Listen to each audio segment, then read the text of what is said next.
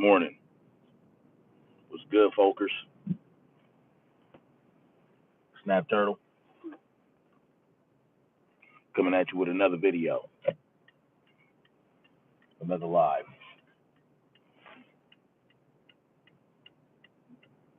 Because guess what? My little nugget. Lives are easier to upload than the regular recorded videos. Yes. Anyway.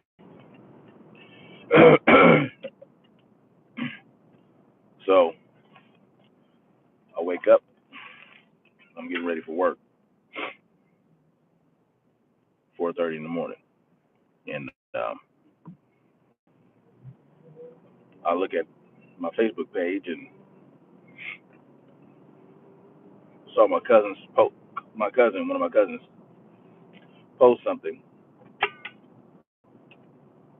about the young black man who was killed, the security guard that was killed by the police. And I got to correct something that I said yesterday. It didn't happen in Kentucky. It happened in Illinois. Anyway, so he brings something up, and we have a little tete-a-tete. And it led me to remember. Hold on just a second.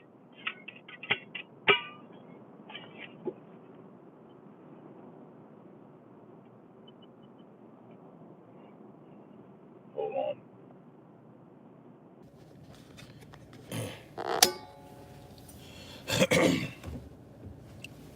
This convo led me to remember one of the things that I feel will help with police community relations and greatly reduce the chance of, police homicide, meaning, the police killing people and vice versa. I feel like in many of these downtrodden communities, many of these impoverished communities, enough opportunities aren't offered to the people that live there. So, that's one problem, right? So what happens in impoverished neighborhoods and they have no opportunities? And, a kid is wandering through life, wondering if anything is ever gonna get better. And, their parents are no good. They might be on drugs or whatever. What happens, that kid turns to someone else for family. As family. And this family that they turn to may turn out to be a gang, maybe turn out to be a group of drug dealers. And the route guidance will start now. You really can't blame them. Proceed about 1 mile to West Slauson Avenue. What other choice do they have, right? What other choice? They haven't been presented with many of them. So they turn to them. And they end up doing horrible things in order to survive and to remain a part of that family. So that's really the major issue. And then another issue is you have a cop or a number of cops in a precinct that's patrolling that neighborhood that that young man or young girl is roaming through life in. And they live and grew up 50 miles away, 25 miles away, 15 miles away, however far, right? In a place like LA, 15 miles can be very long. It could be very far in distance, depending on which direction you're going. So this cop might be from, if you're from LA, this cop might have been born and raised in, let's say, North Hollywood, all right? Or In half of a West mile, LA. right turn onto West Slauson Avenue. West LA. So they're coming to places like Compton or places like South Central, which they now call South LA. And you're going through training during the academy and throughout your career that paints us as the enemy. You know? Next right. You know, in LA, they used to have what's known as a gang injunction, right? Not gang intervention, gang injunction, right? It was put together by the police department in certain city officials, right? This is where they would categorize, Proceed about and 1 mile basically to South La Cienega determine Boulevard. or say, you know, we're going to create these cards for different gangs. And if we see anyone in that neighborhood that gang belongs to wearing a certain color, wearing certain tattoos, we're going to stop them. It's like a stop and frisk. It's like the stop and frisk in New York, only this has to do with, you know, we're going to stop these individuals, you know, because they're dangerous gang members. They have to be, because they're wearing tattoos, they're wearing a certain color, and they're in this neighborhood, and they're hanging around certain people. So we're going to snatch them up, put them on a card, and beat the shit out of them every now and then. Why not? Let's add that to the list. Boulevard. All right. So this is what they've been doing in LA for a long time, and it goes deeper than that. They'll round you up. If they see you wearing a tattoo, they'll pick your ass up, take you down to the station, and then you're a gang member from that point. This further reduces that person's opportunities, all right? Next left. Not saying that he wasn't in the gang, not saying that he is in the gang. They don't know. They just assuming because he's in a certain neighborhood, he's wearing a certain color, and he might have a tattoo. You don't even have to have a tattoo.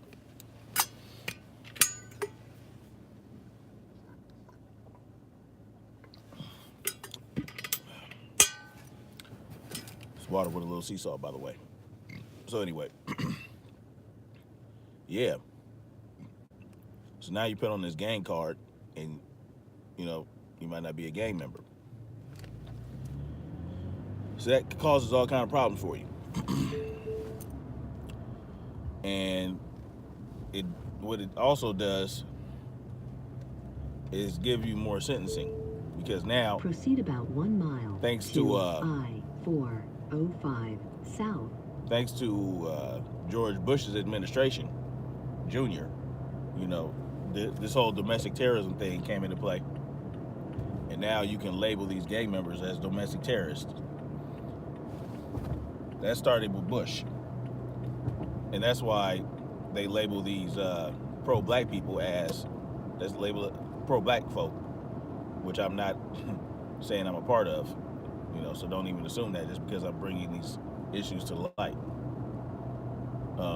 Domestic terrorists, these black identity extremists, they call them. All right. So let's keep all this in mind when I talk about a solution. A solution could be like what we have in the electricians union, or any union, or in the city of LA, where the unions made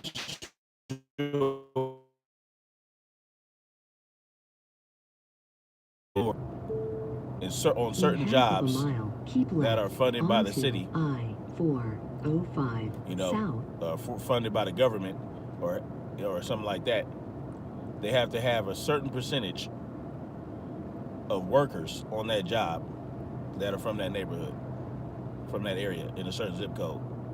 And it has to be like one of those low income zip codes where the median is below average. So you have to have a certain percentage of that on the job. I-405 The same can be done with police departments. If you send a certain number of patrolmen to a certain neighborhood, so many of them should be from that neighborhood. And I'm talking about more local than just the zip code would dictate. You know, a certain radius from the center of that neighborhood. You know, and you have to actively recruit members of that neighborhood. You can't just have it and have it sitting there, you know, and it's available, but you're not recruiting. And then you're like, well, when someone comes to audit you, you're like, oh well, you know, no one from that neighborhood wants to be a cop. You know, so there has to be some type of recruiting program, some type of. Continue on I-405 south. God, shut up. There has to be some type of recruitment program or something like that where you're ensuring that you're actually trying to recruit people from that neighborhood to come join the police force. Maybe you go to a school, maybe you send out flyers to the neighborhood or something like that. Wouldn't that make sense? Wouldn't that make sense? You know the neighborhood, you know the people, and who's better suited to help take care of that neighborhood, to help police that neighborhood. You know, the Black Panthers were doing it without being cops, and crime was way down. Crime was way down before the Black Panthers got disbanded. Then the Black Panthers get disbanded, and then all of a sudden you got all these drug dealers running through the neighborhood, and then drug dealers recruit these young kids, and these young kids, you know, turn into gang members, you know, or groups like the Cribs would came in after the Panthers were disbanded, and they were performing the function of the Black Panthers in those neighborhoods. It just turned into something else. And that's a whole nother story. So yeah, when we police our own neighborhoods, it turns out better. Believe that. Don't believe if they tell you, oh well, you know, you live in that neighborhood, there's so much crime and so many gang members, you know, you might know them. So what? So what? Take that shit out the neighborhood, at the very least. If you're gonna gangbang, you can't gangbang around here. Because I know where you live, I know where you at, and I have the police force behind me. And also, you know, put together some programs, man. So put some programs together for young kids to steer them away from gang activity, from drug dealing activity, you know. And I know that they do have things like that going on, but what you have to do is you have to get rid of the influencers. All right, you have to get the influencers out of there. Hey man, you want to gang bang, you want to drug deal, you gotta get up out of here. We gonna hit you up every time. We gonna break you. We gonna take your stash houses. We're gonna do this. We're gonna do that. Get the motherfuckers out of there, man. Point blank and period. I ain't afraid of no gang members. I ain't afraid of no drug dealers. They are a bane on the community. They were created. The whole thing was created by the CIA or whatever. They flooded our neighborhood with drugs, right? So they're culpable, but we're culpable as well because we decided to pick up these drugs that they drop into the neighborhood and sell them to our people. We decided to participate in that BS. So the onus is on us as much as it's on them. Don't get it twisted. All right? We had to take our share of the responsibility at this point. Decades. It's been decades. You know, there's no excuse. It's been decades that this has been happening. We should have woken up by now. All right? And a lot of that gang shit has to do with conditioning. You know, I'm aware of that as well. I'm aware of the conditioning. You know, I'm aware of that. I'm aware. I just mentioned at the beginning of the video what drives people to join gangs. So trust me, I know. So with that being said, knock it out the box. Get these young kids before they get them. Get their ass out of there. And policing our own communities will assure that. Because if you let the cops do it, you leave it up to the cops that exist now in these neighborhoods, they don't want to get the gangs out of there. They want to clean up after them. That's what they want to do. And they want to add gang members to the list that don't belong there. Now that gang injunction has since been eradicated because they found it to be illegal. So they stopped that for the most part. It's like the stop and frisk. The stop and frisk is just a gang injunction in California. Or yeah, the gang injunction is the stop and frisk of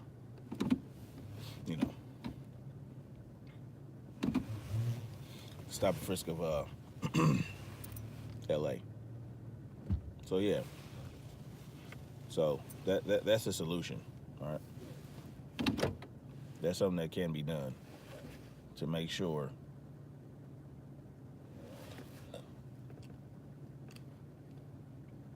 that some of these things don't happen where white police officers from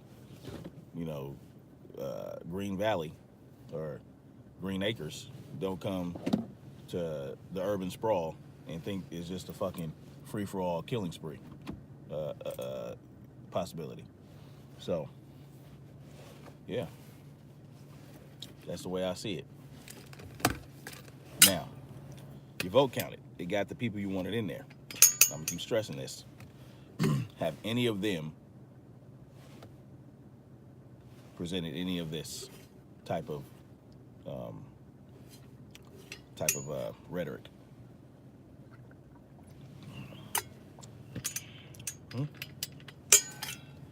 Have your elected officials that got in there because your vote counted so much, did any of them bring this up in their campaign? Anything like this? Any real solutions that would solve some of these problems?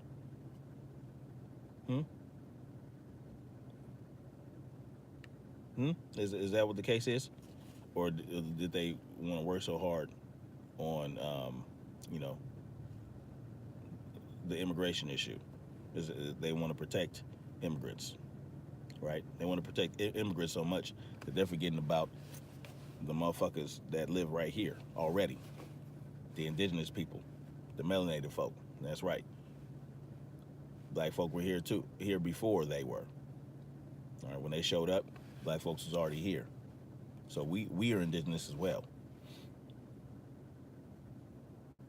They didn't bring hundreds of millions of people on slave ships to the United States over those many years. No.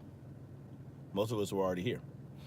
Some came over, some are already here. Anyway, so think about that. All right?